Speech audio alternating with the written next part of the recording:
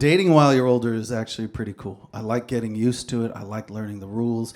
I like that dating when you're older is more tender and more caring. You're not just like, oh, bite my neck and rip off my moles and tear off my Big Johnson t-shirt and blindfold me and cut my pants and now cut me and burn me with a clove. It's a lot of, where are you most injured? Which knee is your bad knee? And which holes are off limits till the honeymoon? Respect. Tenderness and respect. I used to have a girlfriend, and my ex-girlfriend used to like to wear my t-shirt to bed, which was very claustrophobic for me.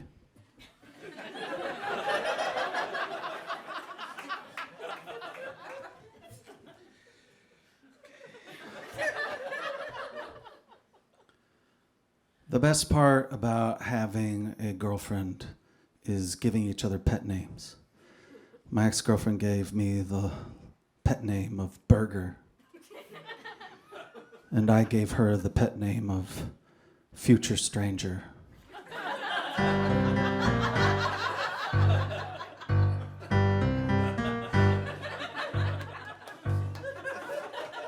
Hell yeah. That's all that was for.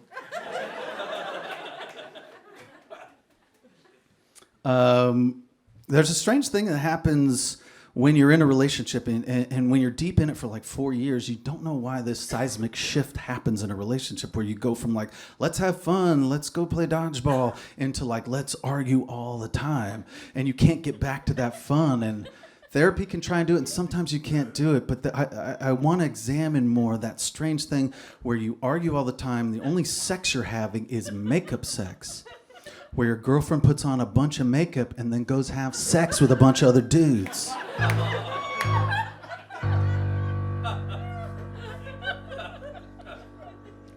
I like old-timey jokes. A lot of people like to trash their exes, but not me. I love all that she taught me. And she is the one who taught me to be more vocal in the sack. She was like, you gotta start saying what you like. I'm not a detective. And I was like, okay, let me try it. And then I kind of got too into it, and she's like, pull it back, slugger. So here are 3 things I learned to never say in the boudoir during romantic times.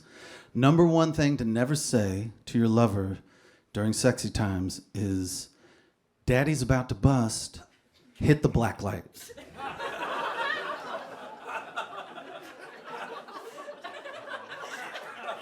Number 2 thing you should never say, no matter how much fun you're having, never, while going down on someone, begin to hum Hello Darkness, My Old Friend. I don't care if the acoustics are good. Don't do it.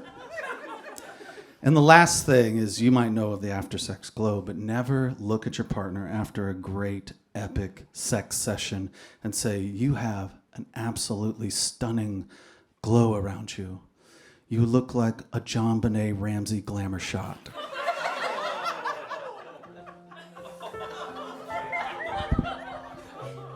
You can do it if you want. I'm not in charge of you. When I get sad, I hit the road. I try and remember to be stupid. I did a tour last year, which was super fun, and I got to go to England, and I visited my buddy Nathan and Sally, and they have a 2- and 4-year-old. And they said to me, Sally said to me, she was like, Derrick, is it fun out there being an artist and just running around the world and having sex and doing drugs? I was like, Sally, your accent's very strange. She's like, I visited New Zealand and Australia.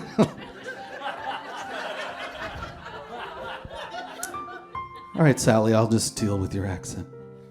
And she was like, do you have a lot of sex and you do a lot of drugs? And I was like, no, not actually, but it is kind of beautiful. Like, out of 30 shows, I might make out with someone once or twice. It's kind of a beautiful moment, but you do have to talk a lot. You do have to share what you're feeling. Do you talk during sex? And she was like, of course not, we're British. I was like, oh, wow, that's so weird. You just kind of vibe it out? She's like, yes, we've never talked during sex. That night, swear to God, around 2 a.m, I hear this, Nathan! Nathan! No, Nathan! I was like, oh, they took my advice. And I put the pillow over my head. Then in the morning, I was kind of proud, and I go downstairs, and Sally's making coffee, and she turns around, and she has a big, fat, bloody bottom lip. And I was like, oh no, Sally, you guys must have got into it. What happened? And she was like, well, Derrick, I knew you were sleeping by the loo, so I went to use the downstairs loo, and I didn't want to turn on the light and wake you up. I tripped on the stairs, and I smashed my face in the banister. So I laid there on the stairs, calling for help for several minutes, screaming Nathan's name. Nobody came. Nobody came. I was like, oh my God, I am so sorry. I thought you guys were having sex.